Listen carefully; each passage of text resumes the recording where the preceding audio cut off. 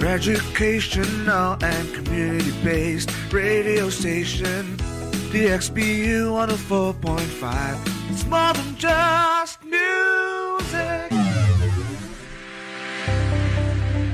Bukidnon State University is a special place for teaching and learning. Its vision is to become a premier institution of innovative and ethical leaders for sustainable development.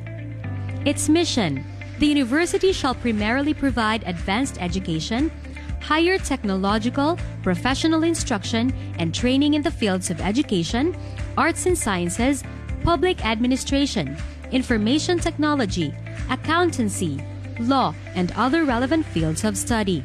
It shall also promote research and extension service and provide progressive leadership in its areas of specialization. BukSU Quality Policy. Bukidnon State University is committed to produce globally competitive and responsible graduates through excellent instruction, responsive research, sustainable extension, and quality production for the highest satisfaction of its stakeholders. Bukidnon State University. Educate, innovate, lead.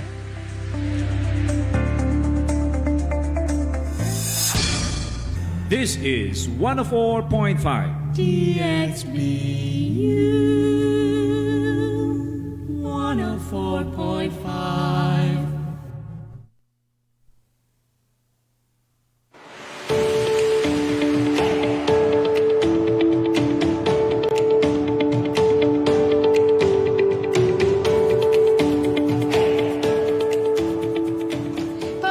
Paglantaw o pakigduyo. Sa miaging episode, atong nahisgutan ang mga importansya sa pagpabakuna batok sa COVID-19 ngadto sa atong mga kabatalunan.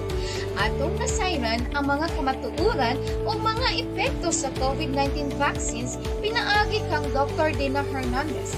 Ato pong nasayran ang mga lakang o kalambuan inubanan sa atong lokal nga kagamahanan nga nagpadayon nga vaccine rollout diri sa atong probinsya.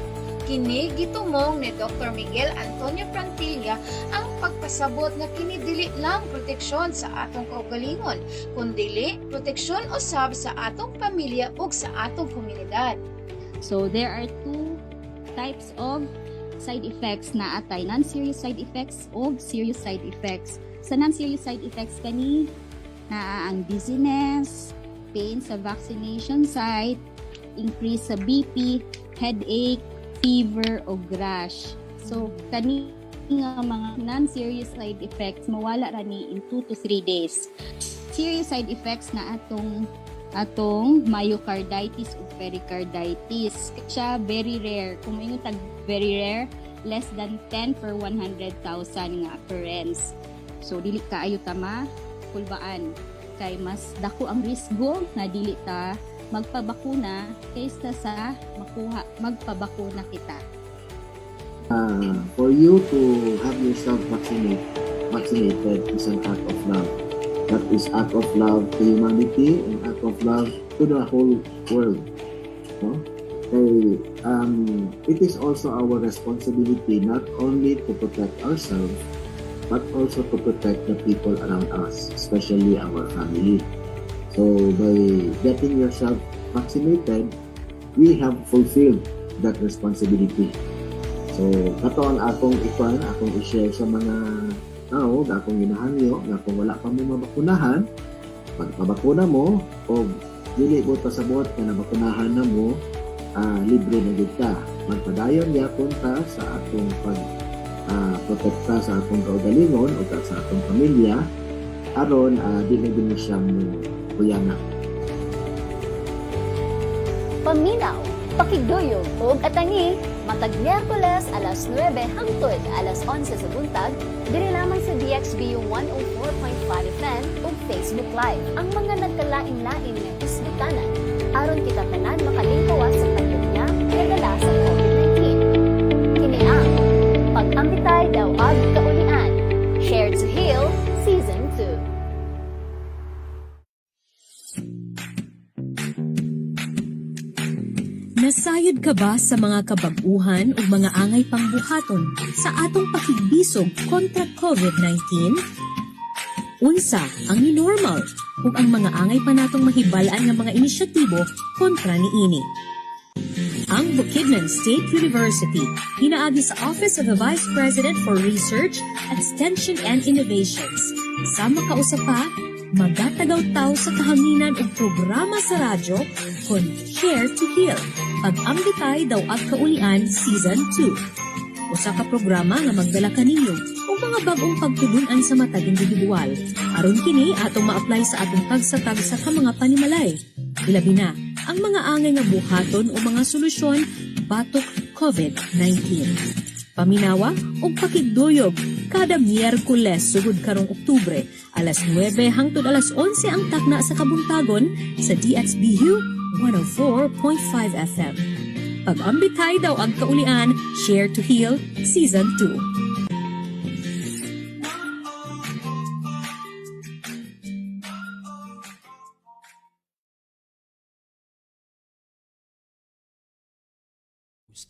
Miss Ana Ninfa Caballero and Dr. Lorenzo Dinlay III. Pag-ambitay daw ag kaulian. Share to Heal.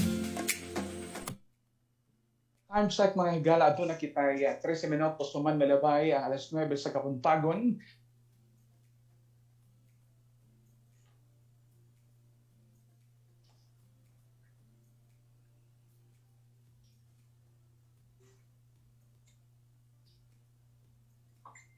Alright, so medyo hinay ang internet connection sa atong partner karon. I'm checking in for Dr. Lorenzo B. Dinlay III. Ako nga partner karon buntag ay Infa Caballero and sa mo nang giingon oras karon dinhi sa Pilipinas 13 minutos sa kalabay alas 9 and 9:13 in the morning. And it's a very special day today diri sa nasod sa Pilipinas, because we are commemorating the feast of the Immaculate Conception of Mary, the principal patroness of the Philippines. That is why it is a special non-working holiday karon sa tibuok Pilipinas. Akong i-check akong partner, partner Enz, welcome back. Yeah, Ikaw akong welcome. Mao gayud so unsaon taman no nga ang unsaon taman nga ato ang na-fluctuate ang atong kuryente atong net, but nevertheless dili na makapugong kanato because we have the two powerful duo who will be sharing to us on quality education. Today is December 8, as mentioned earlier by partner Ninfa. Usa ka special nga adlaw tungod kay it's a holiday, but at the same time special usab tungod kay wedding anniversary sa akong partner. Happy anniversary, Ma'am Ninfa. Thank you, Pandilio Enz. My goodness, it's a holiday but nagtrabaho gid siya uban diri. Heart na ang ato ang heart na diri. Salamat kaayo, and that's dedication and commitment to our program. Partner? Alright, atong ipasalamatan usab ang atong opisyales sa Bukidnon State University for making this program possible, especially nga nanata karon sa season 2 of Pag-ambitay daw ag kaulian. In English, this is Share to Heal, and we are now on episode 10. O gatong i-recognize atong very supportive nga University President Dr. Oscar B. Cabanilles as our program leader, and atong equally competent and kabisihan gid no. Congratulations sa success sa ICMAR 2021 atong project leader si Dr. Joy Mirasol. And of course, hands-on karon sa radio station, nakatutok ka na to karon on screen ang atong maabti kayo nga extension director si Dr. Gemaline Paulican. We would like also to acknowledge the city government of Balay-Balay through the leadership of Honorable Mayor Florencio T. Flores Jr.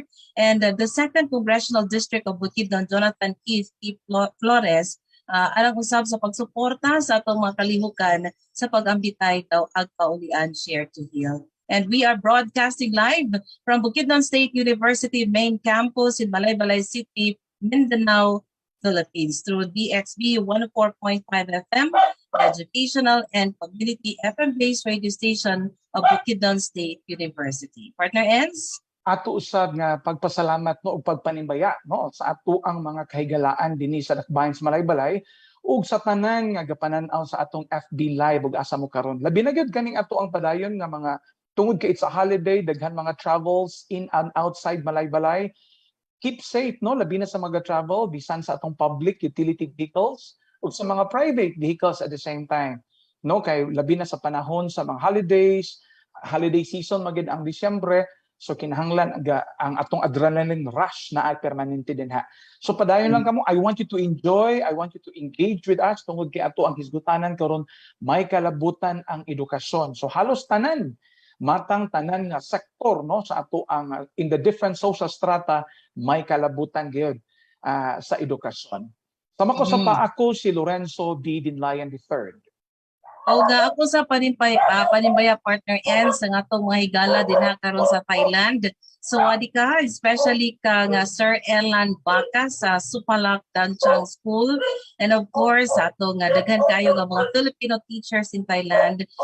Ako yung special mention akong daughter, si Teacher Armida who is teaching at Probasorn Vidaya School in Chonburi. So welcome all diri sa atong programa karon. Ang programa Pag-ambitay na pagkaulian Share to Heal, ang programa sa radyo na nagtinguha nga maghisgot sa mga pamaagi aron hiniusa nato malagpasan ang mga hagit sa kinabuhi dala sa pandemya ang COVID-19. Mga lain-lain nga mga dimension o mga expert sa atong programa ang atong gintiar aron mapaabot kaninyo ang mga insakto nga mga kasayuran. Unsa ba ato mapaabot ng mga discussions for this episode, Partner Eds? Alright, ang Share to Heal radio program, Partner Ninfa, adunay siyam ka dimensyon, no, nga mga lain-lain nga mga topics ang inyo madungod kada episode.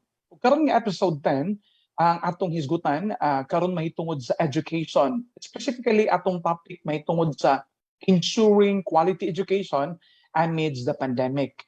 Dili lang basta-basta kini partner nin, no? Atong mga bisita karon kay gani may tabok kini gawas sa Pilipinas aron madungog usab nato ang mga inisyatibo og ilang mga best practices, no? Sa mga nagkalain-lain nga technology, no, sa university sa nasod ug sa Thailand. Ug ang ikaduha nga topic makauban usab nato ang no less than a university president aron iya usab ipaambit kanato ang mga paningkamot sa ilang eskwelahan ni ining panahon sa COVID-19. Alright, so puno giday kayo atong programa karon busa diha lang kamo daw pa balik kami inaot na kusog ang inyong mga internet connection din ha. Dili sama dinhi kanamo og yampo sad no nga magmalaho kayo ng atong programa karon. Labi na diri sa ato sa Bukidnon partner ends kay nakalingaw po ning buseko busa may morning sa atong higala din sa atong internet and power supply atong providers, no. And karon sa buntag at ang ninyo ang atong segment nga Share to Win. No, sa yun lamang kayo inyong buhaton, kung dili i-click ang link and then share and tubaga uni ang atong pangutana and you will win prizes courtesy of our sponsor karon mo si Dr. Beverly Picard. And nilibmahin na ato ng paminawon karon ang sa video message gikan sa atong University President Dr. Oscar V. Cabanuelas.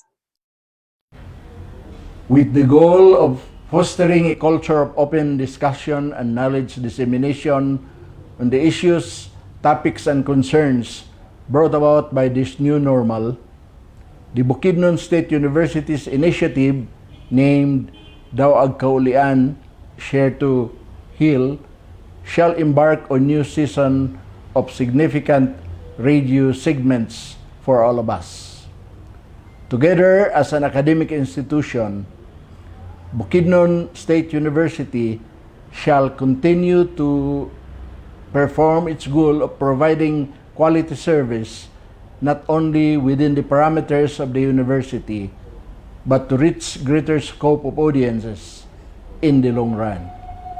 Bukidnon State University shall and will always be a source of pertinent and significant knowledge for everyone. We shall prosper and overcome this pandemic together. We and Bukidnon State University, together with all of you, will share until such time that we heal from all the changes and delays brought by this pandemic. God bless and stay safe, everyone. Kung nadungog mga higala ang atong University President si Dr. Oscar D. Cabanyalan. Partner nin? Siguro ready naman atong mga bisita karong buntag partner, and in fact sayo kayo naka-log in no atong bisita all the way from Thailand. So ato nang sugdan ang atong ang discussion alas atong unang bisita karon. The Commission on Higher Education in the Philippines through Chair Popoy de Vera mentioned that from now on, flexible learning will be the norm. There's no going back to the traditional full-packed face-to-face classroom. The Commission has adopted the policy that flexible learning will continue in this school year and thereafter. This leads citizens to ponder what kind of graduate we want to have.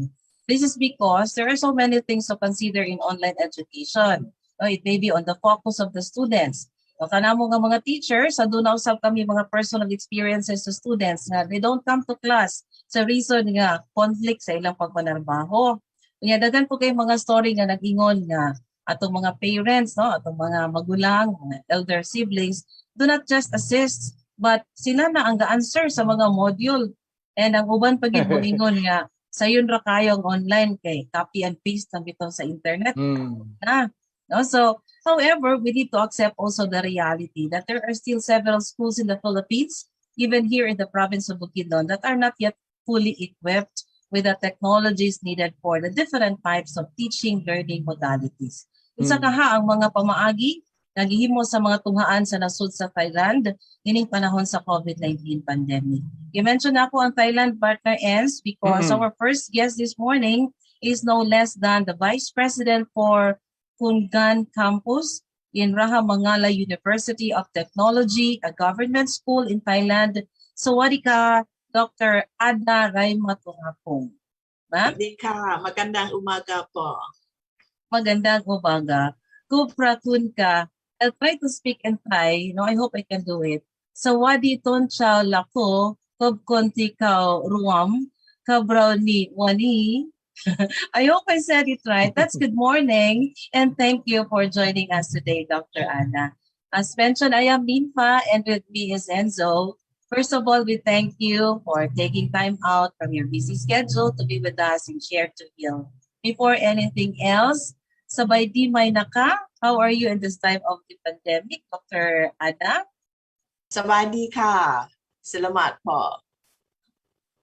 All right. So according to the Worldometer, as of December 7, 2021, Thailand has recorded 2,148,766 coronavirus cases, of which 2,061,374 has recovered, and only 20,995 deaths. When compared to the Philippines, it has 49,591 deaths. Although we have a very good number of those that have recovered, which is at 2.7 million. So to control the number of deaths associated with COVID-19, governments around the world is continually hoping to achieve a high percentage of herd immunity. In Thailand, schools have been closed for almost 6 months since April during the onset of the third wave of the COVID-19 outbreak, a longer period than last year's closures, which lasted for about 4 months. The Ministry of Education recently announced school safety measures requiring at least 85% of teachers and staff to be vaccinated. Schools must limit class sizes. Take note, partner, and 25 students only. In 29 dark red provinces, including Bangkok. The authorities also require schools to randomly conduct COVID rapid tests on staff and students by using antigen test kits every 2 weeks. So with this development, it is projected that there are more Filipinos coming into Thailand. Filipino teachers coming into Thailand. But when COVID-19 hit the world without prior notice, no one then was prepared. In your initial assessment, are your teachers, both the Thai and the Filipino teachers, are they equipped with the right skills and training to handle pandemic situations? Dr. Ada? Thank you for the information about Thailand, the situation about COVID-19 pandemic. In the year 2020, last year with the wave last year, we were quite shocked actually. We had to monitor the situation like day to day basis, and and the government has assigned each province to monitor the situation closely, and they divide the provinces into different zones, like in red, in green or whatever. So last year was quite a shock for us. I could say that we were unprepared because we didn't know that it would be the case for us, for all of us around the world, I think. And during the lockdown, we were quite stressful, especially like the administrative bodies, like what to do with the plan. So we have to adjust ourselves. We have to move quickly to get used to the situation and try to solve the problems. That's about last year. So after April, so I think that at that time, I think all you guys know about water festival, the Songkran festival, when people commute a lot to visit the families and they have family gatherings. That's the starting point. I was worried before Songkran, and then it was just true that when people travel a lot, it causes a lot of numbers of cases. Okay. And so on my question, can you assess whether in this time of the pandemic, are our teachers, both the Thai and Filipino, are they ready also in adapting the new norms in teaching?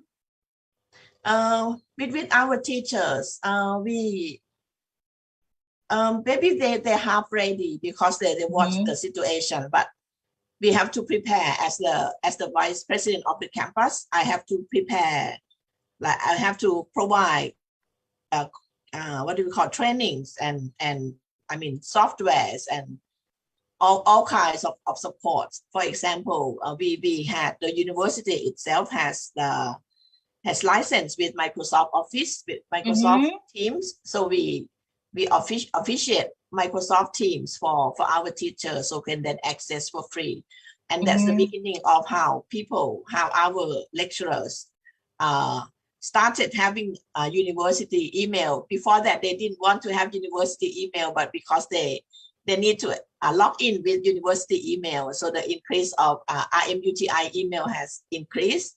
And the teachers like try to survive the situation by like using Google Meet, what the platform they're used to, or using Microsoft Teams or any other platforms that they are comfortable with. What we do is to support them as much as we could at that time in the beginning of the year 2020. All right. In the Philippines, we have a very great problem of internet connection. Not all areas here have access, especially the far-flung areas. And in fact, in our school, we also have some difficulty with our internet strength. Now, may I know in Thailand, how's your internet connection? Is it free all over your area? The internet is not free. I mean, the teachers have to pay their own internet fees, but we have supports for the student. We provide SIM cards, not for every student, but we just announce that, okay, if you don't have enough for the SIM card, I mean the internet connection, the universities could provide. And also the computer, the laptop that the students can come and borrow. We have a few for them to borrow and to bring home, and then like take turn using.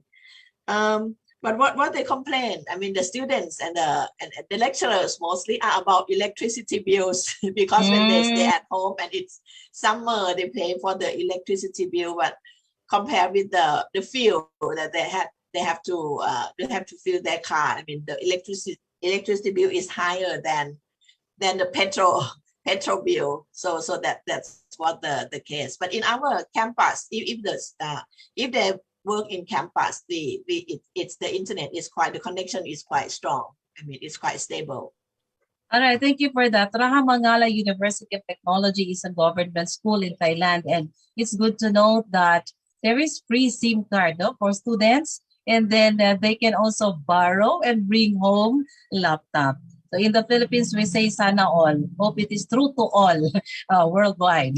All right. Dr. Ada, can you walk us through how Rajamangala University of Technology retool your teachers, or how did you retrofit in this new normal? You have mentioned earlier about the licensing and then the giving of free SIM card and laptop for students. Aside from what you have mentioned about training of teachers, we would like to know if what are these specific retooling processes or retrofitting you have undergone in your university, so that other institutions who might be watching us now would have the idea on maybe they can also adopt those practices. Dr. Ada? Okay, may I share the screen so I can share some pictures of what I have with the retooling of our teachers. All right. Provision for a share screen, Gab and Astrid. Is it good? All right.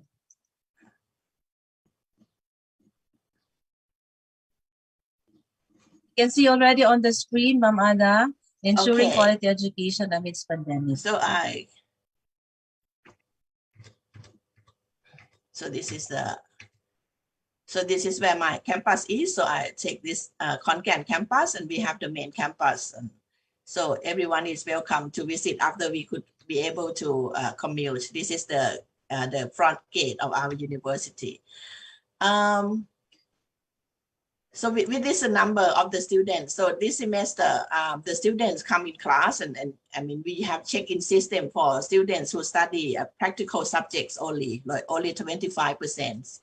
And with this is what I mentioned earlier about the system that we support. So with the tuition fees, that last semester we reduced to 50% tuition fees for all students, and we offer like scholarships, and like part-time employments and some materials, computer notebook, as I mentioned. So with the teachers, with this vaccination that we have prepared, we have provided for our staff and students. So the students and staff are encouraged to be vaccinated. So this is how we retool our teachers. So with the library, the information technology itself has like RMUTI, learning management systems.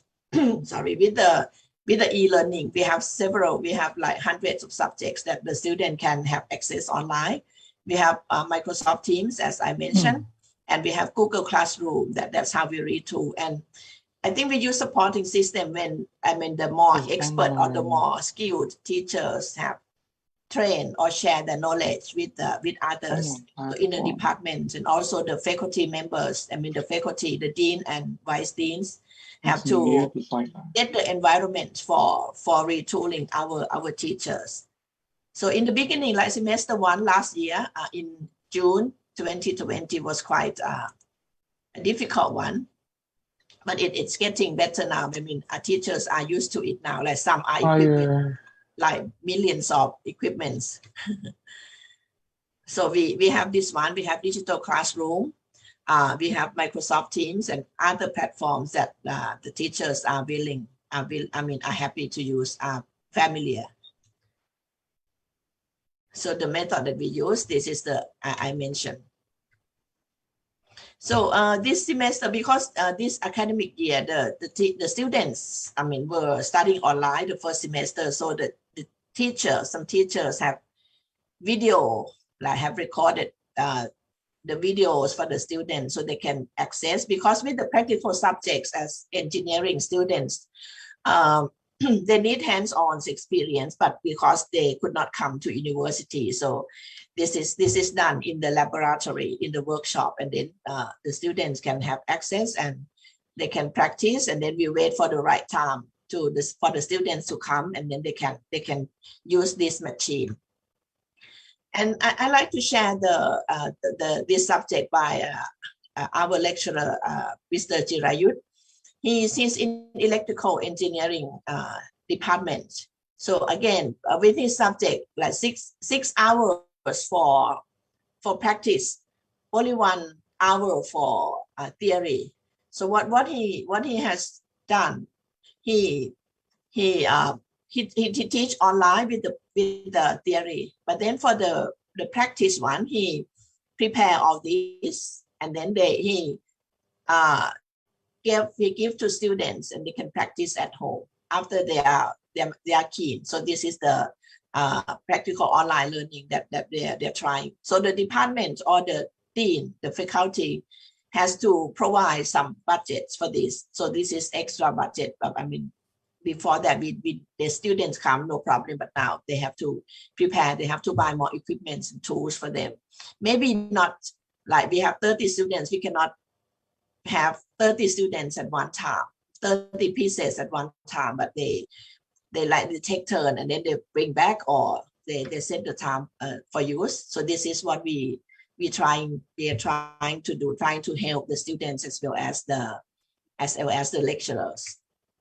So this is my own Microsoft Forms page. This is how I was trained. I always say that I was quite lucky to look at the bright side, because we have chance to be more flexible in our teaching. So this is what I created during the COVID-19 pandemic. Like I have learned how to create like Microsoft Forms and use Microsoft Teams, try many techniques. So that's how I think all Thai teachers, especially in our university, have been doing so far. So should I stop here? Did I answer your question? Yes, Dr. Ada, no, Cobra Kunka. And in fact, these are very good initiatives also that other schools may also adopt, especially on the distribution of the number of hours. You mentioned that in your laboratory, a teacher would only discuss theories for 1 hour and all the rest is for their application and their practices. And in fact, students also can borrow these tools so that they can bring it home for their personal pacing of their lessons. Now, Dr. Ada, we will have more time later on. For the meantime, let me introduce to you our social media research team. They are tasked to search through different social media platforms the questions from the netizens about our topic. And with us this morning is Professor Emenhil Earl Edusa of the College of Education. Sir Earl? Thank you, Ma'am Nympha. It's Earl lang, Ma'am. Good morning, Dr. Ada. Good morning. Ma'am, can we just give our audience, Ma'am, a background of the kind of situation your school is implementing? Are you having a face-to-face class or a blended style, Ma'am, so that I can proceed with my questions later? So at the moment, this semester just started in November this year. So just started semester 2.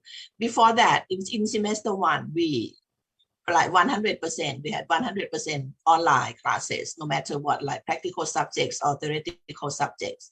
But for this semester 2, practice is very important, because we were talking about like hands-on graduates later. So we allow 25% of the total number of students to enter the campus. So around no more than 1,000 for each section, like in the morning, no more than 1,000 students.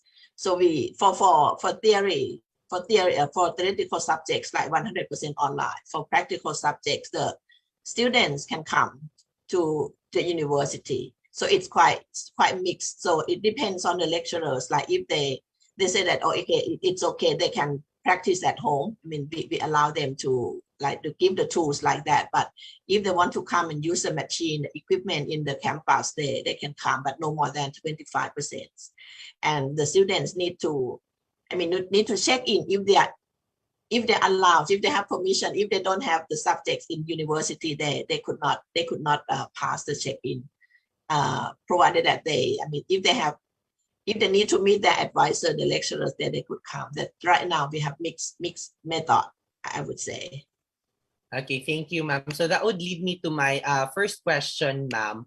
So during your conduct of face-to-face classes for some of your students, ma'am, are there any other unique policies that your university have implemented inside your university, other than those that are implemented by the government to the general public, like social distancing, washing of hands, and or sanitation? So do you have these, ma'am, and can you possibly share it to us, ma'am, so that maybe some other listeners and some other schools can also learn from it? Mhm. Apart from the governments, we I think that we do our own ATK test randomly. So that's what we do. I mean, when we go somewhere, we need to do the ATK or the PCR test, right? But for us, like we randomly. So for maybe today, I will go to one. I will send the staff to one class, and then we have like 10 or 5 students to take the ATA, the test, and then we have to monitor that. So again, that's what we try to do. And with the QR code, we have the QR code for the students who have access to class each day. So that's extra. I think apart from that, because when we enter the gate, I mean, we check the temperature, and then when apart from that, they need to scan if they're eligible to go inside the university. Luckily that in a way, our campus is not very, very big, so we can just open one gate and enter. So it's we screen. We have quite strict screening before entering. Apart from that, we have like incentives. Let's say, for example, so I'm wearing my badge here. I'm wearing my badge here. So this is it means that I've been vaccinated. So this is the incentive that we give to our staffs and students, like if they are vaccinated. And we have an application we call more prom, like Dr. Prom, like Dr. Ready, when we can show if we have been vaccinated. So and then with the vaccine, and in last year, as we all know, like people are skeptical a lot about vaccinations, and then they're reluctant to have been vaccinated. So we have to encourage even staffs and students, like you have to trust, because this is the situation that we need to do. And for students, we have extra like merit points. Like if you take vaccination, we give you like 10 merit points instead of doing other activities. So that's our own measure. And we also have provided like t-shirts saying vaccinated, so that's like some extra maybe for the young that they might like. And even when I go somewhere, I wear the top like with vaccinated. It feels that we encourage other people. So that's a small incentives, I would say. All right, ma'am. So we are very interested in this part, ma'am, no, because I think there is a plan for our university to also accept students in the face-to-face, limited only also, ma'am.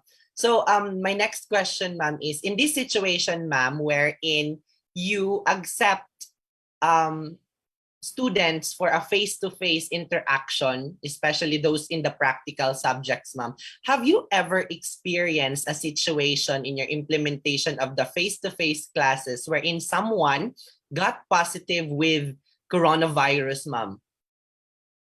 All right. So if yes, ma'am, what did the school do? Are the classes disrupted? Are there suspension of classes in the process of contact tracing, ma'am? What happened, ma'am? As I mentioned about the ATK test, or when the students got infected, like for example, maybe we had a situation last week when 2 students were infected. So what we do, like the whole class had to take the test, and then we have to isolate those. So in our university, we have another area for community isolation. So we can send them to the isolation, and then we provide food and food delivery or as such. So we, as I said, we have to monitor daily on a daily basis. Like if they got infected, we have to separate all of those. And then we wait until 7 days or 14 days after like clear checkup that they could come back to class. Oh, So okay. that's what we do. So the ones that are testing the students, ma'am, the random testing are the school nurses and the school doctor. Yes. All right. Yes. Okay, ma'am. So that would lead me to my next question, ma'am. So you So, ma'am, in your university, ma'am, do you make vaccines mandatory for students, teachers, and or staff to be able for them to be able to join face-to-face classes, especially in the practical courses, ma'am? Or is it optional? I would say like it is mandatory because we need to be vaccinated to help others and help yourselves. I mean to be safe. So we encourage because we work with a lot of hospitals in our area, like near and far. So we got vaccinated. Now the vaccine is, I mean, it's more than sufficient. I think we need more people to be vaccinated. We provide transportation. For example, if one hospital offer vaccinations, okay, we need 50 people to be vaccinated. So we provide transportation. We get support. We try to support them. So it's mandatory because, I mean, from my point of view, I say everyone need to be vaccinated. I mean, even though we are skeptical or we don't know what's going to happen in the long run, but being vaccinated is for urgent use right now. So we would say it's mandatory with the government as well. Otherwise, your rights in some way will be limited. For example, if you're not vaccinated, maybe when you are in class with other students, maybe you cannot join the groups. Maybe you study at home. I mean, 20 of your friends can be in class, but just 5 of you have to be at home, something like that.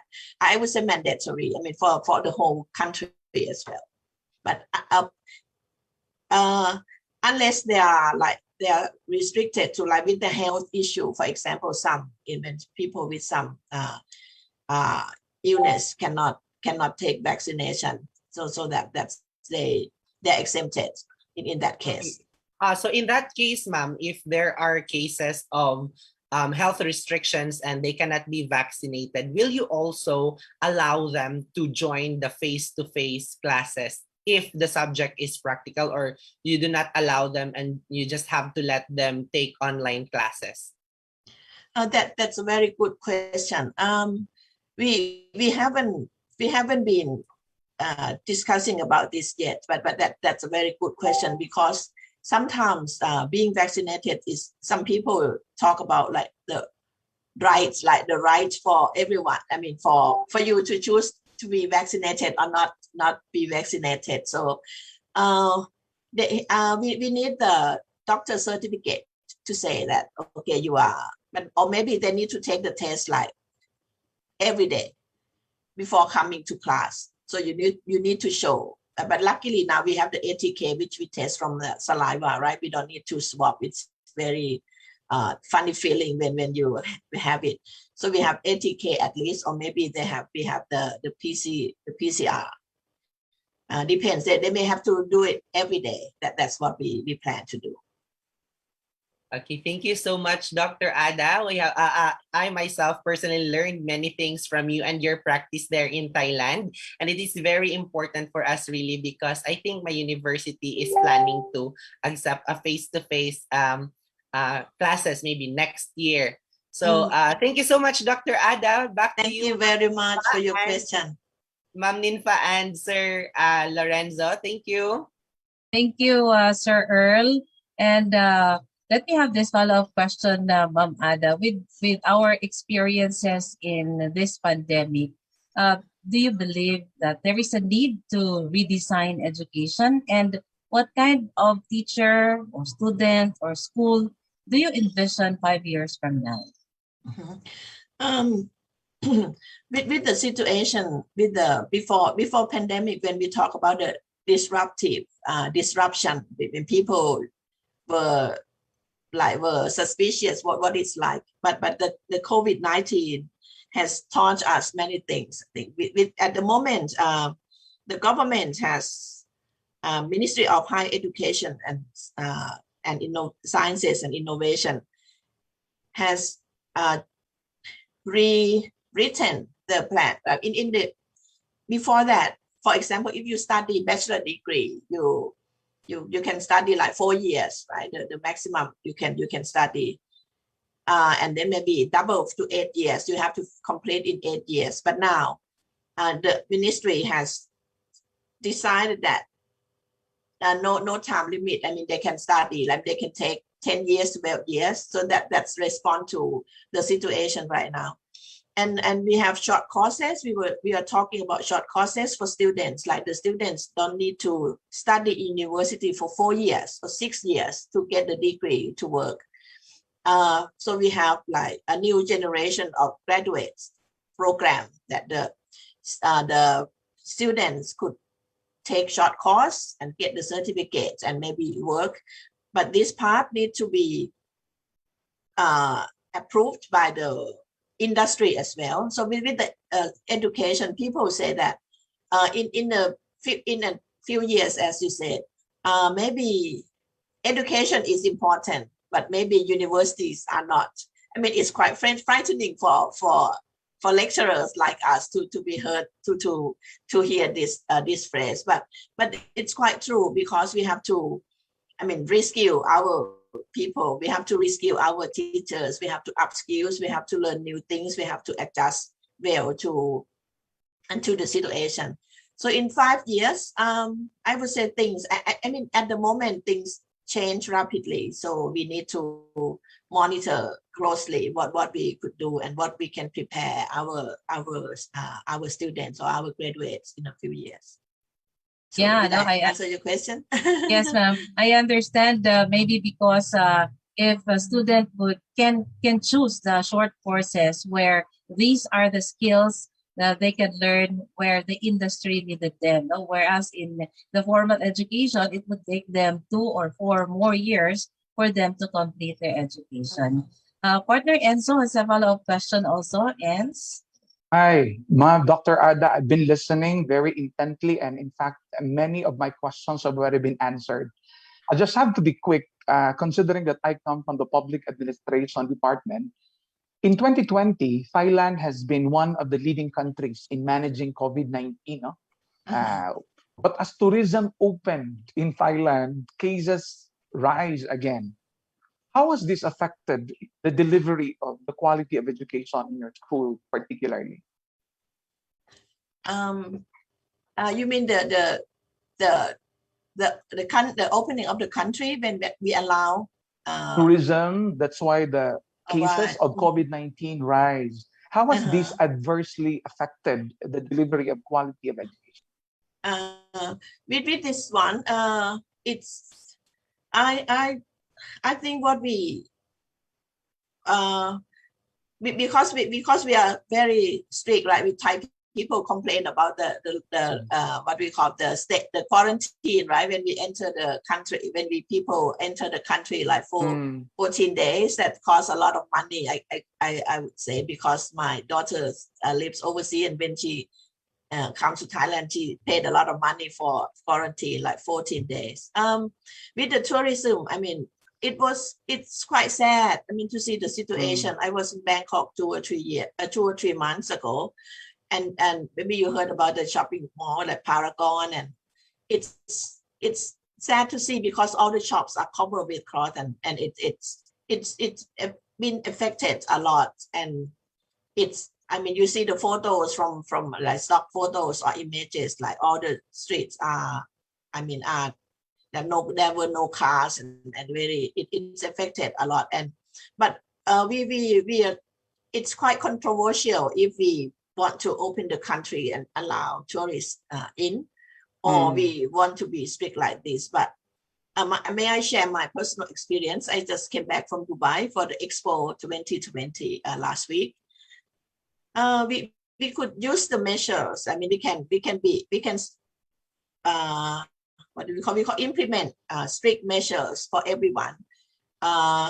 After we have the vaccine, I have my vaccine passport, and maybe in a few months I need another 4th booster. I had 3 vaccines already, so I need another one. So it's affected a lot with the numbers. I'm not quite sure, but with the situation we see right now. I mean, there's one restaurant that all tourists need to come when we come to Kaen, but it's empty. I mean, the local people can go and eat now, but we're quite lonely though. But we would like to. It's affected a lot with the especially at the airport I was last week. I mean, it's all the shops closed, and we may take this time to renovate the airport, but it's really affected. And people who want to come, and it's very difficult with the visa and permission to work right now, because it takes like months to get the visa to get in.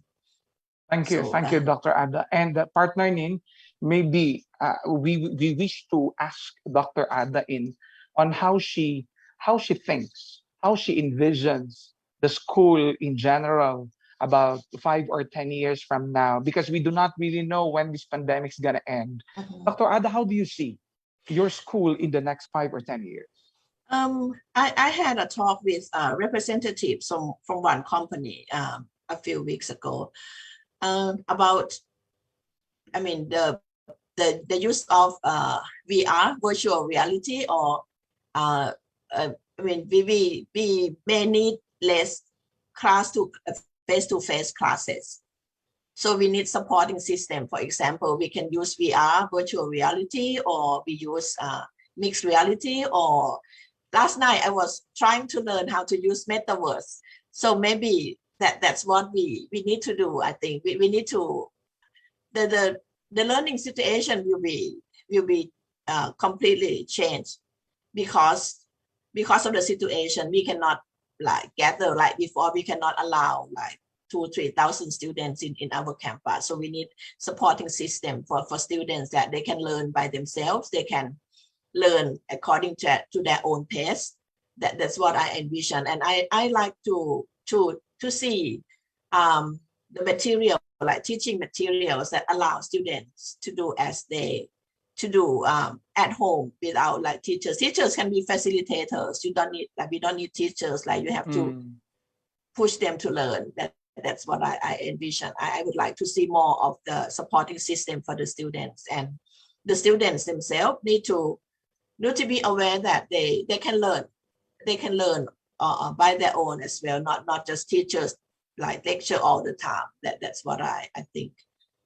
Right. So I think that's a powerful word, Dr. Ada, partner Ning, no? The facilitation, no? So the teachers, no, not necessarily changing our students, but they act as moderators. And may I add, for part of teachers, we need to be resilient. We cannot resist what's happening. I think we need to accept. Before that, no one accept the online learning teaching, but now everyone is doing online, even the meeting. The governments allow us to have meetings such and such, follow the rules. Like this one can be approved if you use this platform to have meetings. I think we all learn new things, and it's quite a challenge for me as at my generation, you are younger generation. So for me, I think it's quite a challenge to learn and adjust ourselves. Thank you, Dr. Ada. Partner Nin? All right, so that was very substantial and very comprehensive discussion with you, Dr. Ada. Before I will ask you to give your parting message, this is for everyone, for our Share to Win. Listen and watch the program every Wednesday at 9 o'clock in the morning, and then like and share our pages, the Pagambitay Daw Ang Kaulian and the DXB 104.5 FM if you're watching the live stream. And then watch out later on for the trivia question. I will be giving that to you, and you can text your answer to these numbers: 0917-880-6795. Again, 0917-880-6795 with your name and where you are listening from, and of course your answer. And nagpa-shoutout si Dr. Marlon Frias para sa atong evaluation link later on. And with that, salamat ayo everyone. We thank you, Dr. Ada, for your time and knowledge shared through this platform. In as much as we wanted to hold you, but we have a very limited time, may we now hear your parting message, maybe address it to the government officials, or it might as well be words of wisdom for our teachers and students. Dr. Ada? thank you very much for the session that I'm invited today. It's a great pleasure to share with you the situation in Thailand. But for this information, this is because I work with young adults. I don't have situation with the young children, so that's only in my situation. It's a great pleasure, and I would like to welcome you all in advance to visit Thailand when we are allowed to travel. And right now we can just meet like online like this, and I'm happy to work with you all. And thank you for the invitation, and look forward to more collaboration. I mean, in other parts, not only this one. And thank you very much. Maraming salamat po. Thank you. All right, so keep well. Also, Dr. Ada, keep safe, and may you continue with your good deeds in your school. Iyon na bati mga igala. Kung unang guest karong buntag, Kopra Kunka, Dr. Ada Raimaturapong, the Vice President for Kungan Campus, Rajamangala University of Technology, Thailand. Maraming salamat po. Maraming salamat. Thank you very much. Paalam. Ubalik pa ang Share to Heal, human lamang sa bubok na painomdom. Standby.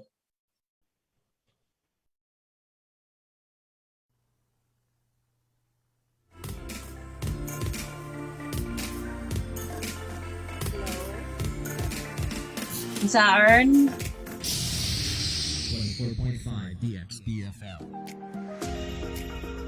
Pag-ambitay daw ang kaulian, Share to Heal Season 2, the Bukidnon State University Social Innovation kontra COVID-19. Kini nga programa nagasiguro sa paghatag ug pagsabot sa publiko may tungod sa mga sumbanan, hagit ug oportunidad diha sa gitawag nga new normal o bag-ong normal. Kini usa ka pamaagi aron maandam sa pagsalmot ang publiko diha sa pagwagtang ug pagkunhod sa mga hulga sa COVID-19. Mga labas nga impormasyon gikan sa masaligang tigpamaba sa hilisgutanang lambigit ang mga pribado ug pampublikong sektor, lakip ang ordinaryong lungsuranon. Paminaw sa pag-ambitay daw ang kaulian, Share to Heal Season 2, diri lang sa DXBU 104.5 FM matag Miyerkules, alas 9 hangtod alas 11 sa buntag. Daghang salamat. Blobagets, giya para sa luwas nga biyahe. Kung mabiyahe ka gamit ang imong kaugalingong sakinan, siguruha nga naa sa maayong nga kondisyon ang imong sakinan bago ka mobiyahe gamit ang timaylahan ang acronym nga Blobagets. B. Battery. L. Light usuga. O. Oil. W. Water. B. Brakes. A. Air o hangin sa ligid sa sakinan. G. Gas o krudo o gasolina sa inyong sakinan. E. Engine o makina. T. Tools. S. Self o imong kaugalingon. Dapat dala ang kumpleto ng mga dokumento sa pag-drive o papela sa sakinan, kauban ang insurance certificate, ug dapat naka-safety lock ang mga pultahan o pintana, labi na kung naay kauban nga mga bata. Ayaw kalimot, bago mo biyahe, timan-i ang Blobagets. Kini nga pahinumdum gikan sa Bukidnon State University, DXBU 104.5 FM. Busa, paminaw lagi. DXBU 104.5.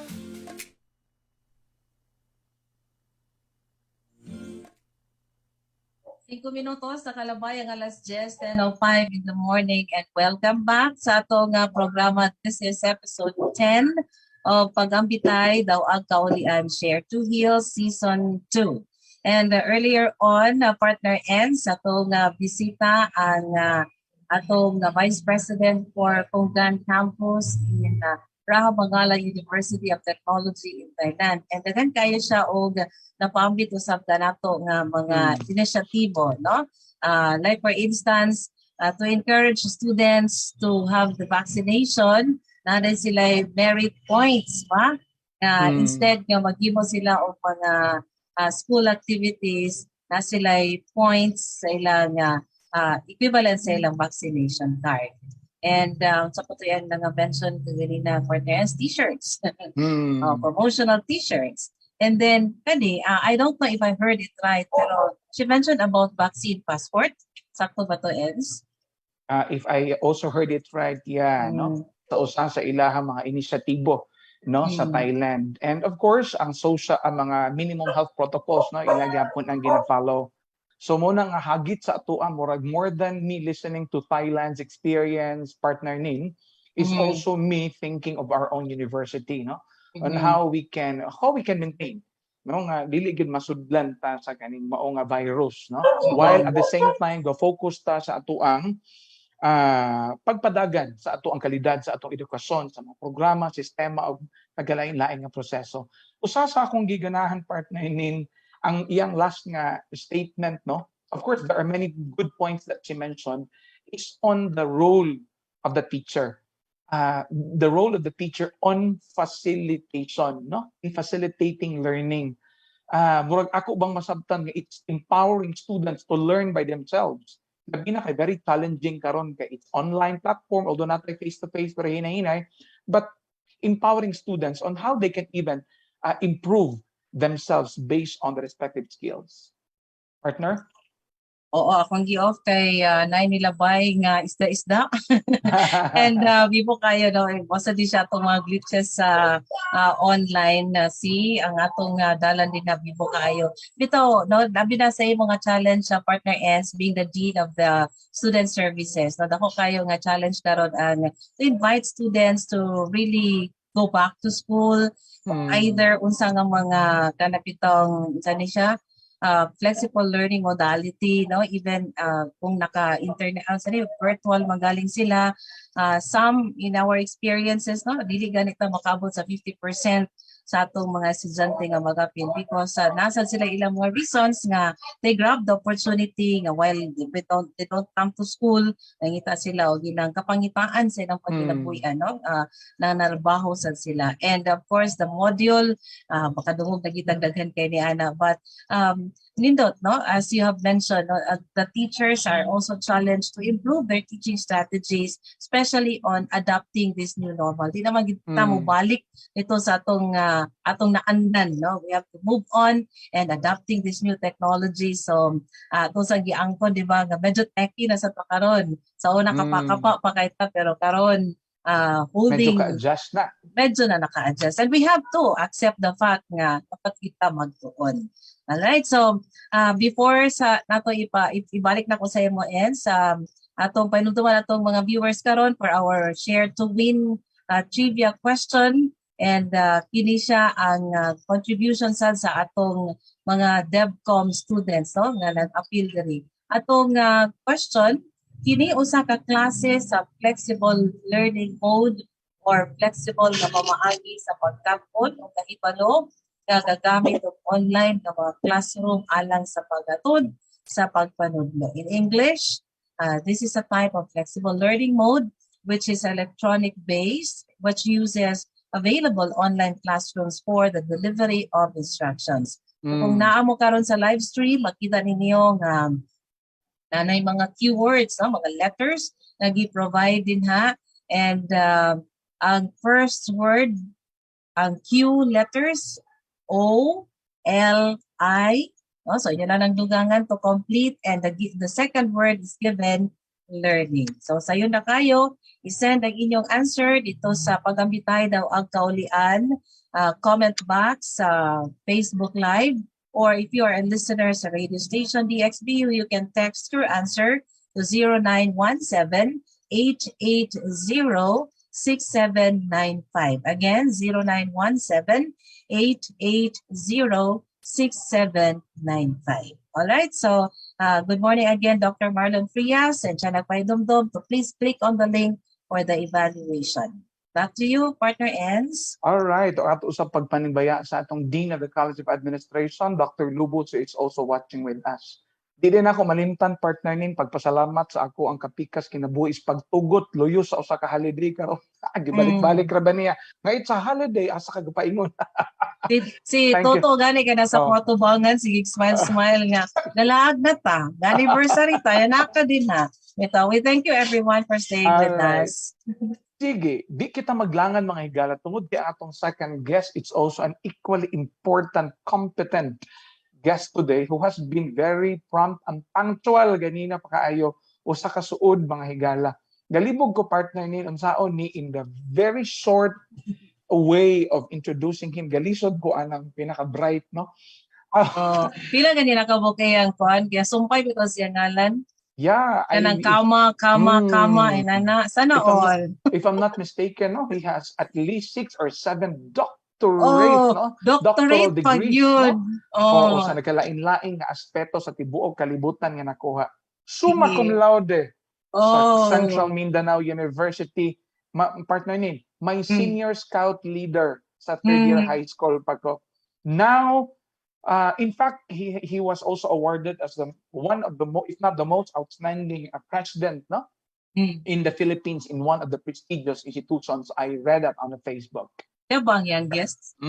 I'm not sure. Ato siya pastore on niya. Pero murag yang kumagyapon yang naong karon so youngest pagyapon na siya nga president. Yeah, the current university president of CARAGA State University. Mayong buntag, madagway hamasalam ta ikaw, Dr. Anthony Penaso. Sir Ton?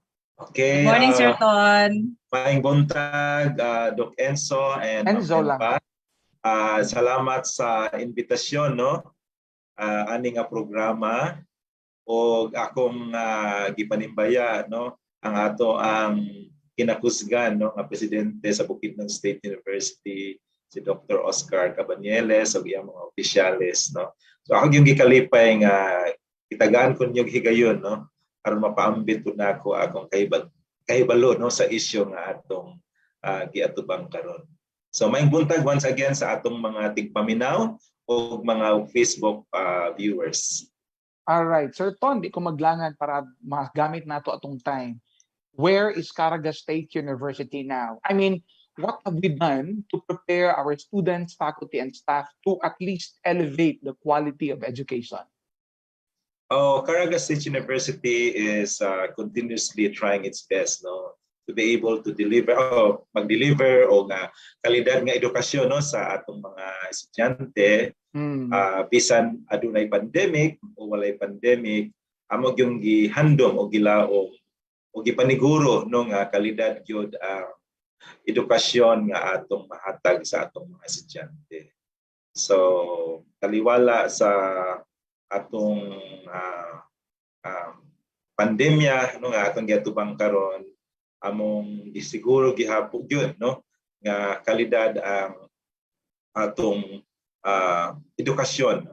So pagsugod sa pandemya, akong ibatpat nakuratan gyud sad mi, no, sama sa uban nga mga tulunghaan, apan dili kaayo bugat ang pagakurat namo tungod kay ang among learning management system, no, mo na siya ang diha nato ibutang atong mga lessons, diha mosulod ang mga estudyante nga motuon sila sa ilang kung kano sa sila gusto motuon, no. Andam na siya, kagihimo na siya sa wala pa'y pandemic. So ang learning management system gitawag na mo Masaw Learning Management System nga Moodle-based, ready na siya 2009 pa. So gigamit na sa atong mga magtutudlo, apan ang uban dili kay gagamit kay nasanay pa man, no, sa face-to-face. Kay mamo gina siya ang norm sa una. So wala kay may makuratan kay naa na siya. Ang amo lang is i-retool na mo ang mga daan nga magtutudlo o gi-train na mo ang mga bago nga magtutudlo sa paggamit sa Moodle.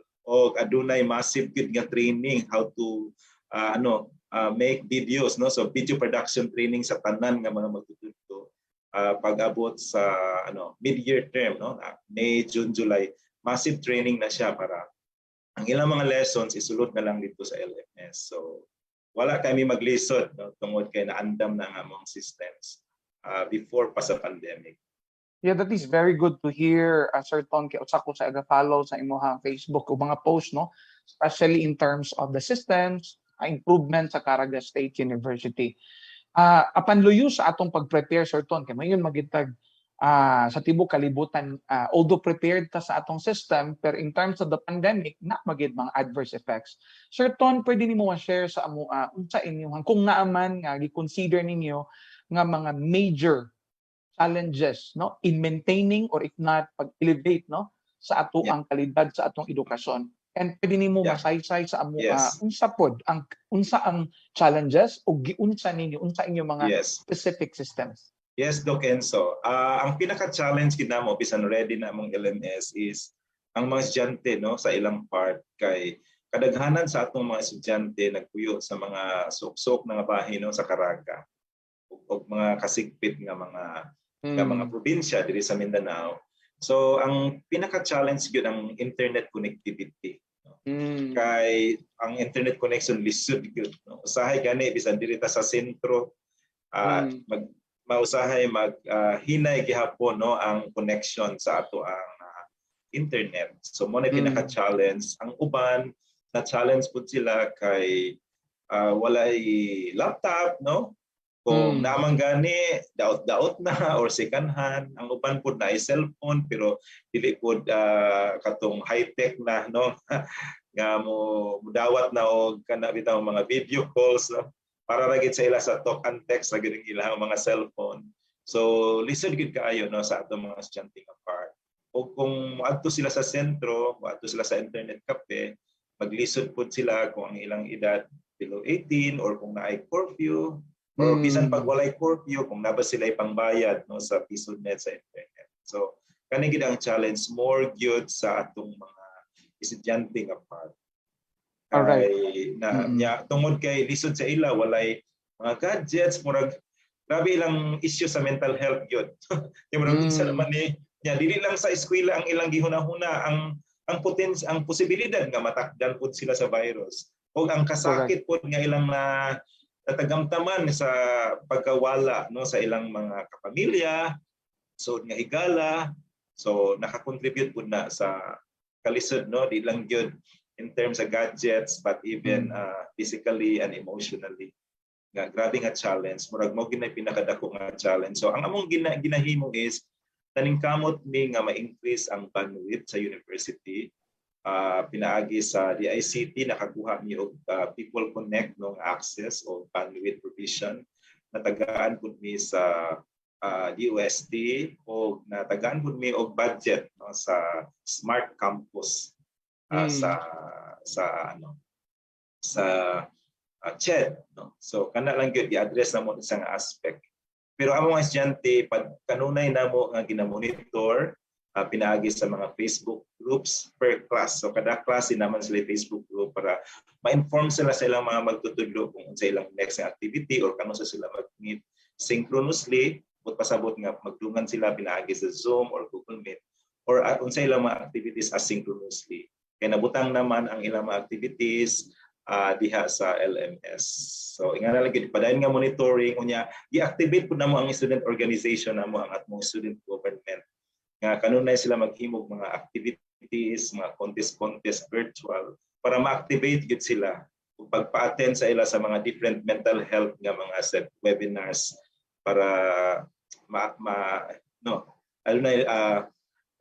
study life balance nga mahitabo sa tagsa nato nga mga estudyante.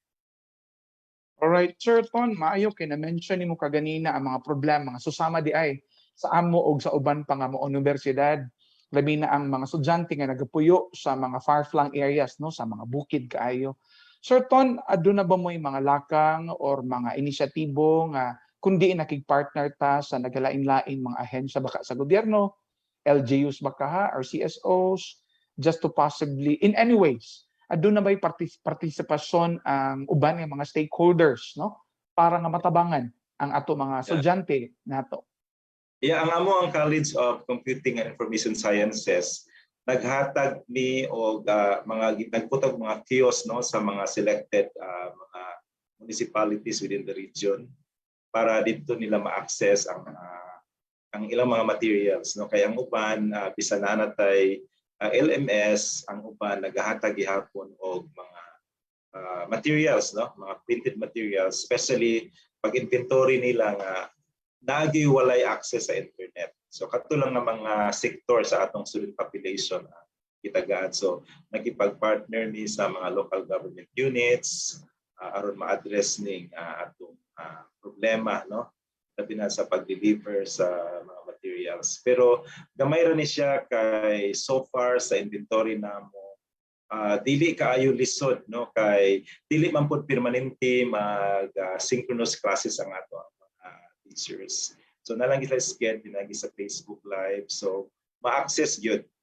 Generally maka-access po dato mga estudyante sa LMS kay established na gid siya wa kami maglisod kay na timing ra pud no nga in 2018 and 2019 grabe ang massive training and production sa modules complete na from page 1 to the last page from A to Z sa tanan nga mga GE. In fact, I was one of the speakers kay pag pila ka sessions with workshop sa tanan nga mga courses sa GE kana bitong magamit mig 4As sa so uniform ang tanang lesson ready na in fact nabaligya na ginamo sa estudyante. Ang amo na lang unsaon siya pag translate into video.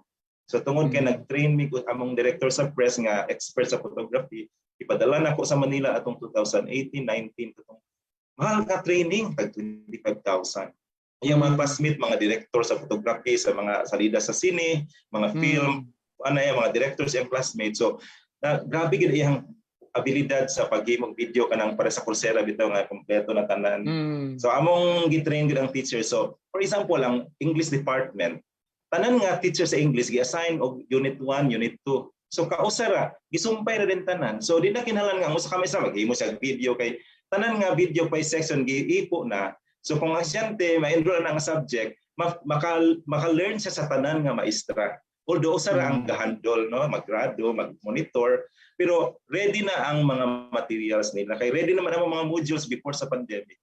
So wa gikurat na pag video training nila, pag production, gisumpay-sumpay na. So pag sugod sa semester, almost complete na ang mga video production. So wala gyud kay maglisod.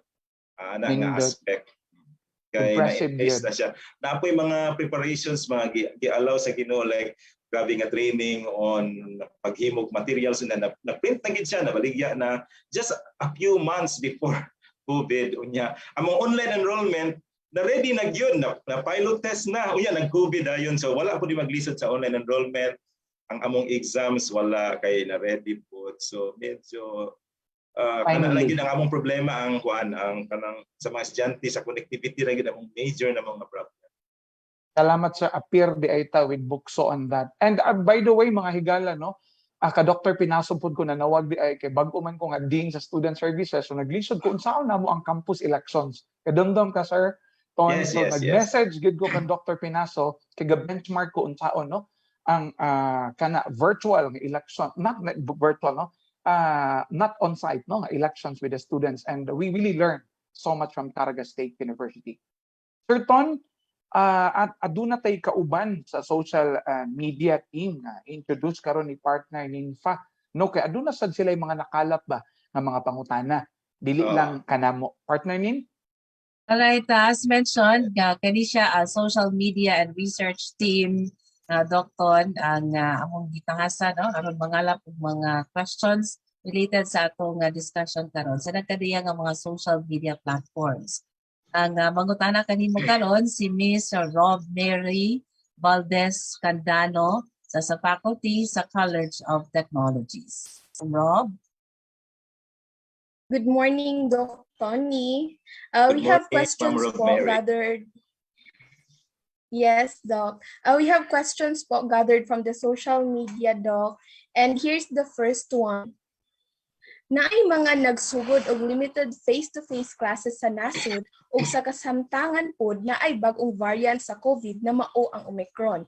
Gani naay mga nakasulod sa atong nasud nagikan sa Africa kung asa na-discovery ang bag-ong variant. Sa imong tan-aw sa maong sa panghitabo karon Dokton, angay bang ipadayon ang mga nagsugod na og limited face-to-face classes despite the threat of this new variant? Salamat sa pangutana no. Kita tanan naghandom nga aduna nay limited face-to-face classes. Samtang adunay katungod nga gihatag sa mga tunghaan sa atong mga otoridad sa gobyerno. Ato yung sikupon kaning higayon nga maka-limited face-to-face classes ta. Basta nga kanunay ta mo subay sa mga health protocols nga gimando sa atong ang gobyerno pinaagi sa IATF. Andam lang kita mo uyon kanunay sa dagan sa panahon Tungod kay nga atong kapanahunan karon gitawag nga VUCA, no? Pasabot, D, volatility, U, uncertainty, C, complexity, o A, ambiguity. Grabe gid kaning kahimtang karon, no, sa ato ang kapanahonan karon, no. Ang para masabtan, no, sa atong tigpaminaw atong mga Facebook viewers, kaning VUCA, ang V niini or volatility, nagpasabot nga adunay alis nga won diin dali lang ang pag-usab sa mga sitwasyon, no? Usa kinahanglan nga andam kita kanunay. U or O uncertainty, kini nagpasabot nga walay kasiguruhan gyud, kasiguraduhan ang dagan sa mga panghitabo. C o complexity, kini ang pagkakomplikado sa mga panghitabo o sitwasyon. Ug ang katapusan mao ang A or ambiguity, nagpasabot nga dunay kalabuan o pagkawalay klaro sa dagan sa panahon. Muna nga mag-uyon-uyon ra gyud ta. So mopadayon ta samtang adunay authority nga gihatag nato sa atong gobyerno. Salamat Doc Tony sa imuhang tubag ug gani amo ang ikaduha nga nakalap nga social media question, Doc Tony. Naay mga preparasyon nga gibuhat ang mga eskwelahan pinaagi sa hiniusang giya ug kaalam sa DOH, DepEd ug CHED kung unsaon ang pagkandak ug tarong ang pagsugod sa face-to-face classes sa Pilipinas. Sa imuhang pananaw, sir, unsa pa kaha ang mga angay nga i-konsiderar sa DepEd ug sa tanang mga eskwelahan lakip ang mga university aron mas maplastar ug hapsay ang klase especially sa sunod nga tuig? Para kanako, Ma'am Rosemary, kinahanglan lamang gayud nga adunay mga pagpangandam, no, sa atong mga tunghaan aron maplastar ang pagsugod o pagpadagan sa limited face-to-face classes, no. Usa niini ang pag-inventaryo sa estado sa pagbakuna sa atong mga estudyante o mga magtutudlo. Akong nasayran nga pwede na makabakunahan ang atong mga bata nga nag-edad 12 anyos pataas.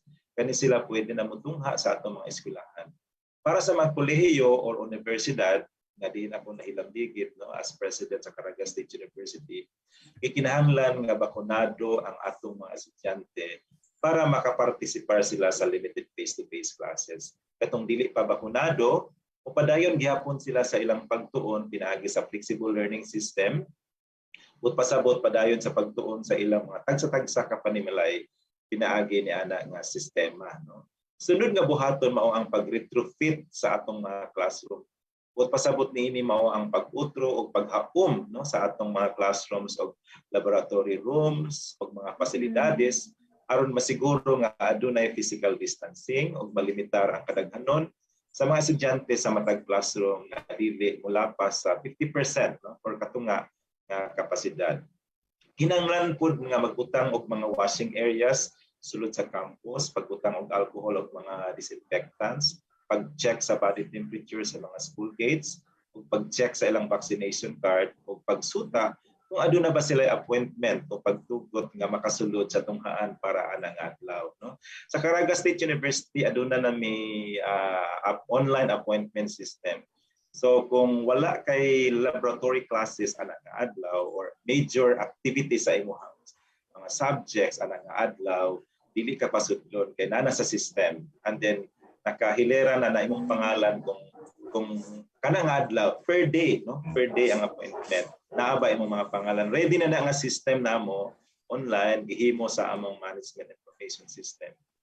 Then kinahanglan usab nga adunay contact tracing procedure, no? Ang mga tunghaan aron masubay nato kung kinsa kadtong mga estudyante nga posible natakda na sa maong virus, no. Sunod kinahanglan nga adunay crowd control mechanism aron makontrolar ang mga tapok sulod sa tulunghaan. Adunay ma-assign na magbuhat niini nga pagkontrolar sa panon sa mga katawhan. So ang among security services gi-assign na ana, no, naa sila mag-grouping sila kung gusto mga tapok. Kay usay kanang estudyante basta magtapok na wa na. Magpilit-pilit na sa maghuot na. Ug ang per college adunay mga committee nga magkuhan sa crowd control. Then labaw sa tanan, dapat adunay dry run, no, nga mahitabo matag tulunghaan aron mahapsay gayud ang dagan sa pag-implementar sa limited face-to-face classes. So kadto lang ang uba mga akong i-suggest siguro nga dapat himuon sa atong mga tulunghaan.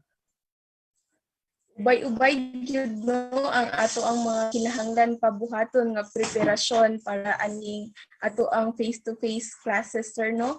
So maora to ang amo ang pangutana. Doc Tony, salamat kaayo, daghan ni og nakutdo gikan sa imuhang mga tubag ug karon ay ibalik na tika sa ato ang host Ma'am Ninfa and Sir Enzo. Okay, thank you, Ma'am Rosemary. Thank you. Alright, salamat Rob Mary Valdez Candano mga higala atong kauban sa social media and research team. Sir Ton, imong na-mention ka ganina nga you are for the opening of the face-to-face class, no? Kay mo lagi tanan ta excited kinsa ba ang dili 2 years, no?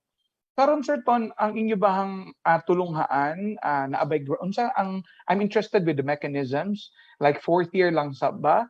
For the entire university ba? Bubbles ba strategy? Ang among gi-plaster no nga policy is based on priority. So among giuna ang kadto mga graduating mga estudyante, no, mga 4th year level o gato mga graduating po nga mga graduate students no, kato na eskwela masters of doctorate. Priority sila kay karon nga time daghan sila mga activities na kinahanglan himuon sa sulod sa tulunghaan, no? So like mga laboratories, ilang mga internship, no, nga local. So dapat ilagi na siyang himo kay part magina sa pag-build sa ilang competencies. No? Aron mahimo silang ready nga professional, no? Kung madamlag nga mo graduate sila. So iuna na mo ang mga 4th year sunod 3rd year. So discourage na mo ang mga lower years to participate sa first round, no? Bisan pag mingo tagtanang subject pero amo yung gihimo nga policy kay tungod kay magdasok man no tungod sa limited na tunga space kadto ra yung laboratory classes ang amo i-allow ug kana mga OJT related ug mga major like midterm exam, final exam. Pero even ana paghimo ng midterm or final or laboratory classes among siguroon nga dili tanan tibuok klase like 50 lugar ang enrolled ana nga subject 50% ra based sa IETF guidelines. Priority ra namo ang lab. Why? Ang amo mga lectures dili namo ina-allow pa. Kay limited pa man. Kay ngano mag-lecture pa man nga ready naman ang mga videos. Ready naman ang mga short quizzes for mastery. Dito ra siya sa midterm or final or maybe beginning sa classes. Kung sa mga instructions sa teacher para clear. Pero bahinon pag gina ang klase ana even sa opening. Kana sakto ka Doc Enzo, priority sa gitong nga laboratories kay katura mong i-allow kanang mga lecture dili pwede nga maglectura ang maestra kay nana sa ato ang learning management system. I see. So dagan pa kay ko gusto ipangutana Sir Ton ba pero saan pa mangyud nga ato ang oras no galisod ta. Basin I don't know if partner Ninfa has also follow-up questions if you have. Yeah, musingit lang ko no in the parlance of governance. Ito kanang wala man kita na ready sa pag-abot sa COVID-19 pero ang CARAGA state you ready no na anticipate it's not anticipation but it's part of moving forward no sa in preparation sa atong mga academics. And ang ako lang nga pangutana Preston kana bitong wala man ta kabalon sa imo abot and should there be another health situation like this na may tabo sa atong dapit diri sa Pilipinas worldwide naakabay in mind no nga mga policy initiatives na pwede nimong ika-propose no sa atong mga policy makers to address health situations like this para dili na nato balik na experience ba nga medyo nagkatarantag itang tanan to include closures of these schools and others. Dr. Actually, ang mga state university and colleges encourage PUSET to come up with policies nga stable over time, no? Dili lang for the sake sa karon nga pandemic. No? So policies nga mag-ready nato sa tanang klase nga disaster. Whether may mga natural hazards or mga man-made nga mga disasters, no? So dapat ma-ready na gyud ta tanan dili lang para sa COVID. So ingana gihapon na natay plan na in case na ay another outbreak or another pandemic, then ingana na gyud ang atong himuon nga mga setup. So that dili nato ma-repeat ang mga not good practices nga gihimo nato because we were shocked, no? Na-shock ta sa situation. So kana lang gyud ato lang yung ianda maghimo tag mga balaod nga pwede na siya magamit sa kung naay similar nga crisis mahitabo sa future niya. Dapat po ang atong mga leaders, mga magtutudlo, no? Himo po silang flexible, resilient, and agile as always kay VUCA world kita karon. So dili na to masiguro. So keep on, navigating, mag-navigate lang kita pirmi. Depende kung asa ang sulog, asa ang balon para dili ta malunod, no? Navigate lang kita pirmi. So dili ka taga stay you, kung dili ka kabalo mag-multitask and ma-preserve or maampingan ang imong mental health and physical being. Thank you, Dr. Ens. You're right. Sir Ton, just quick questions. You're proposing to open this coming January? Yeah, January because our semester will end this December. So alanganin na siya.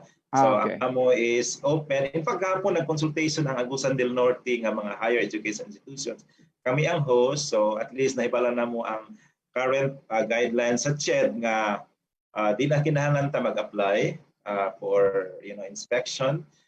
We can have it based on our own way of looking at retrofitting, physical distancing, and other health protocols nga dapat ma-put in place. So ang importante equal lang ta, random check lang ta. So pwede na kita magsugod. One last quick question, very important, Sir Ton. We may be so strict with minimum health protocols inside the campus, but how about outside, including our boarding houses? Are we planning to accredit or what?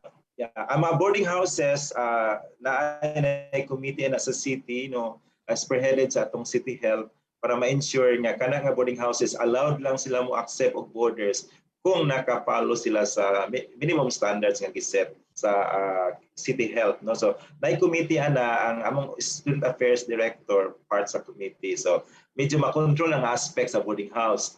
Ang kana lang yung kung asa sila gikan sa ilang gisakyan, that's something na lisod ginato i-control. So o gid na pirmi lang kita mag-andam o magpantay-bantay. Kaya dili tanan gid makontrol kay di man nato makita ang atong kalaban. So kanang aspects nga makontrol, we try our best to be able to control, but those uncontrollable mo na gitawag nga limitations na gina siya. All right. So salamat kayo. So before sa imong final statements, Sir Ton, no? Murag dili na nako gusto. I don't want to kuan partner name, di na ako gusto gubaon, no? Ang actual statements made by Dr. Penaso. Those are just positive. Ganahan ko sa imong line of thinking, Sir Ton, ba?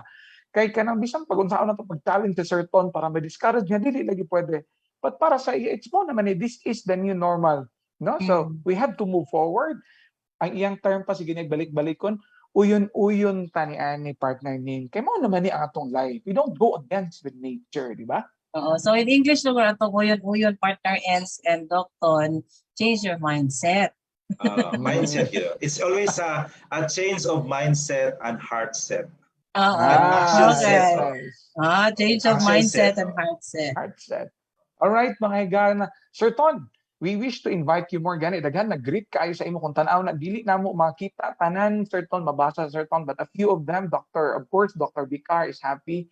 Dr. Lobos is also Dr. Elvira Sumbalan. All of them are Dr. Melendez, they're saying hi to you. So they are mesmerized with somebody so famous, no? University president, and now our guest in BukSU.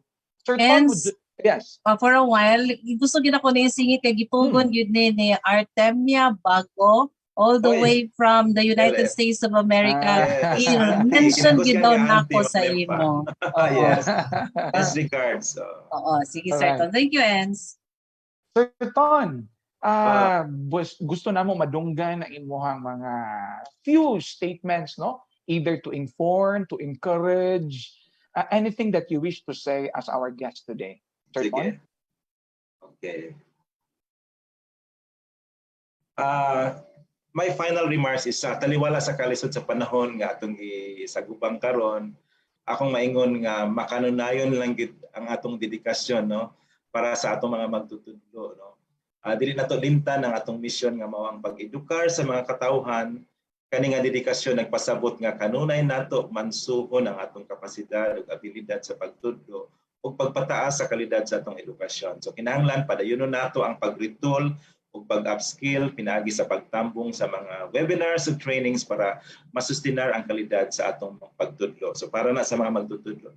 So busa isip mga magtutudlo atong siguraduhon nga nga kita dili mawala sa passing, no? Usa-usab kinahanglan pagtaas nga pasensya taliwala sa mga kalisod nga atong giagian. Atong hinumduman nga walay lugar ang sige reklamo. Labi na karong panahon sa pandemya og sige kag reklamo dili ka ngayon matawag og tinuuray nga magtutudlo nga andam mo sakripisyo para sa kayuhan sa atong mga estudyante.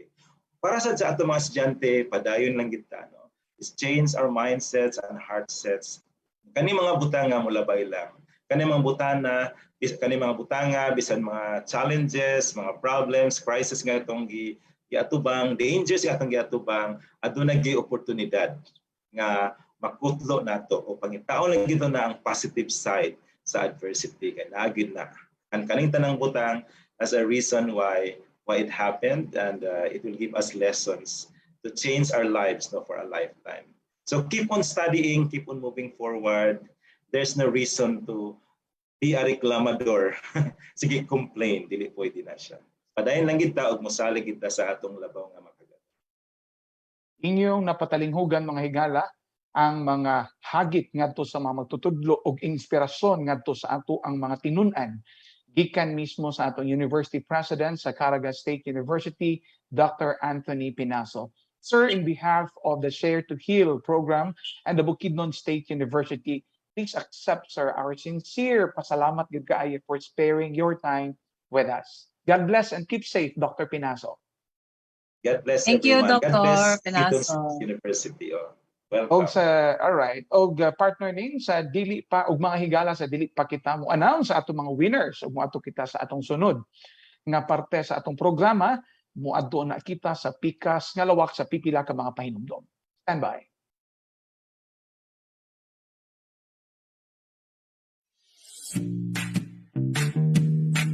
Hello, good morning everyone. Thank you, Dr. Penaso. Please turn on your cameras. We will be having a photo opportunity with Dr. Anthony. Okay, on my cue. 1, 2, 3, smile. 4.5 FM. Ang bawat tanong ay hakbang sa ating pagsulong. Kayo ay nakikinig sa DXBU 104.5 FM. Ito si Ed Fermin ng National Teachers College. Makinig kayong lagi!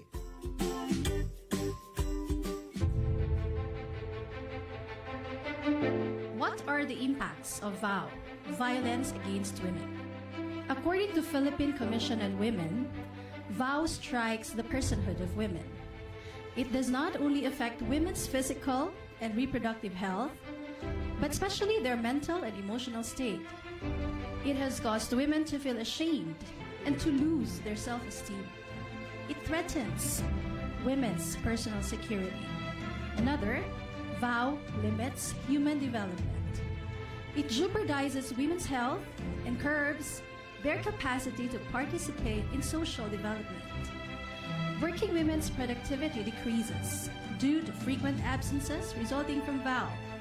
VOW is responsible for 1 out of every 5 healthy days of life lost to women of reproductive age. This is Sanseri de los Santos, Gender and Development Coordinator for Office of the Student Services. In behalf of the Gender and Development Unit and Bukidnon State University, we are one in saying, help end the violence against women.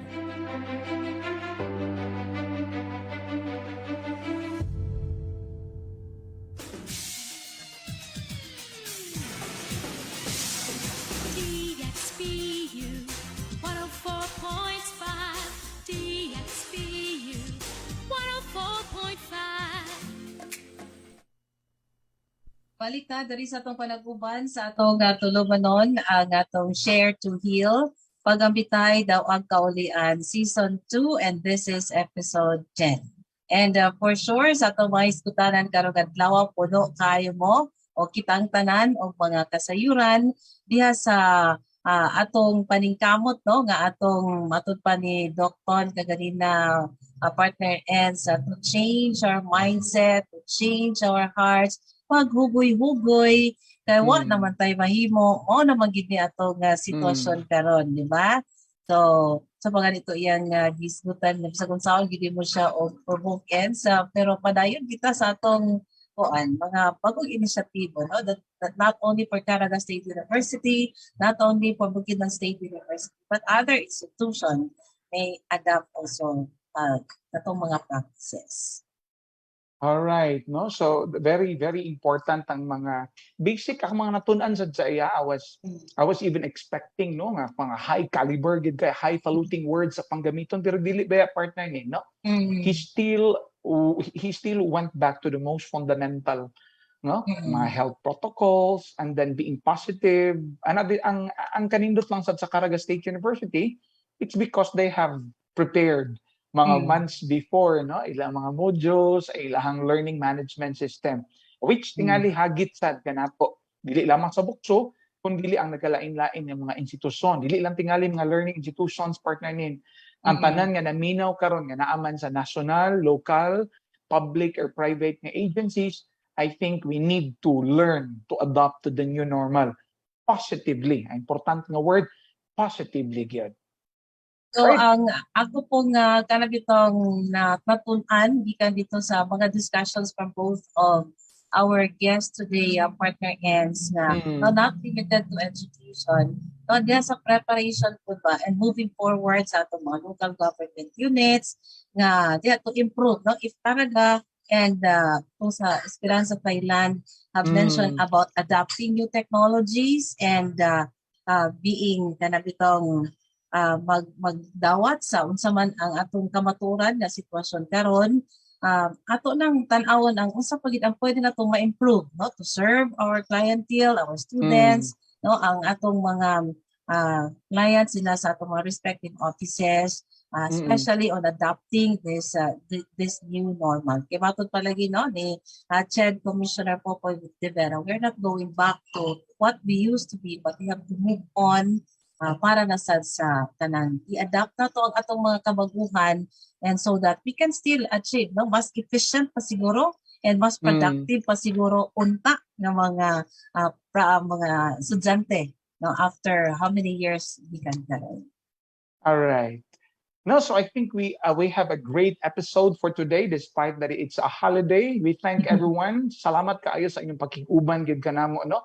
Sa entire team ato sa isaho na unya taud-taud partner ni, no? But of course ato mga listeners, salamat kaayo for joining us. Labi na din sa live stream, salamat kayo kaninyo and I would like to shout out our students and faculty from the College of Administration and nagid atong dito si Dr. Ali Lubos.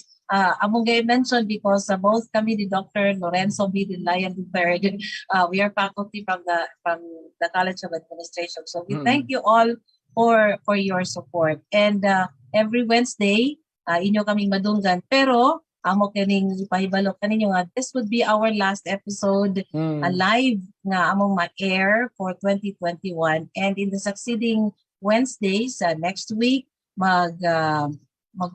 sani siya term to ends amo lang i-air o nga mga recorded nga mga episode. You will choose the best episodes nga pwede kaayo replay. Thank you, Jill. I-replay ang one ng mga episode para ma-review sa ninyo, no, ang mga hiskutanan. And we will be back for the next live episode by January 2022.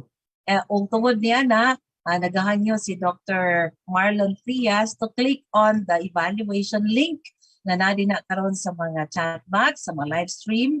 Ngayon makita diya sa Facebook. And please click on the link and answer ang atong evaluation para ma-improve po, no, ang among programming. And we'd love to hear your comments and suggestions para usab sa atong improvement sa atong programa.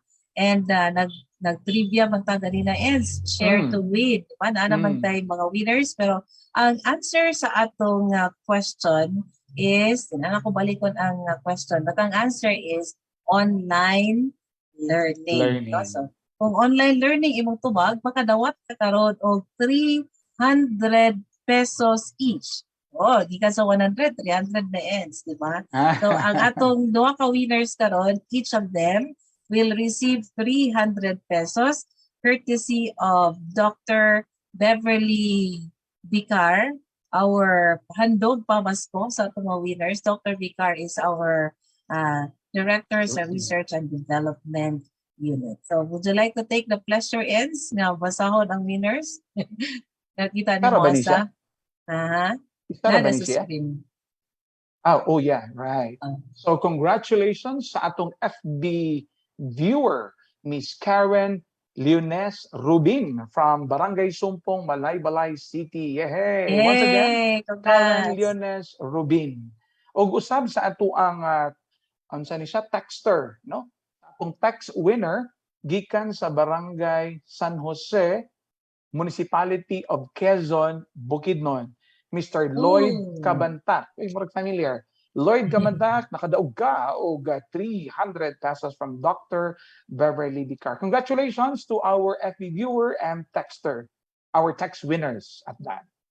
All right? Sige, so wala na ba tayo igong panahon sa atong panaguban sa atong programa karon. Kami sa Share to Heal Season 2, uban sa atong project leader si Dr. Joy Penaso. Kami papasalamaton kayo kaninyo sa inyong paguban kanamo sulod na ining usa ka tuig natong programa kada Wednesday, no? And katuamo nang ingon kaninyo nga this will be our last live, pero padayon pagyapon ninyong madunggan sa kanina ng mga replay sa atong programa sa Share to Heal.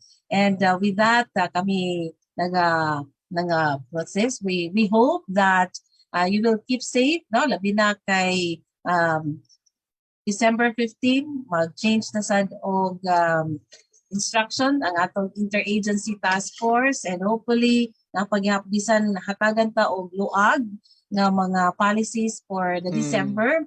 Ang pigan gyapon nato atong kaugalingon kay dili ta makaako, di ba? Nga mag-celebrate of Christmas na naata sa mga balay tambalanan o kaha dili ta makagawas kay ma-quarantine. So keep safe and then always wear properly your face mask. Dili sa suwang, no? Diya sa ato. Sabi na kung nakay ka-istorya o daghan ka o mga kauban sa palibot, do not forget to wear your face mask.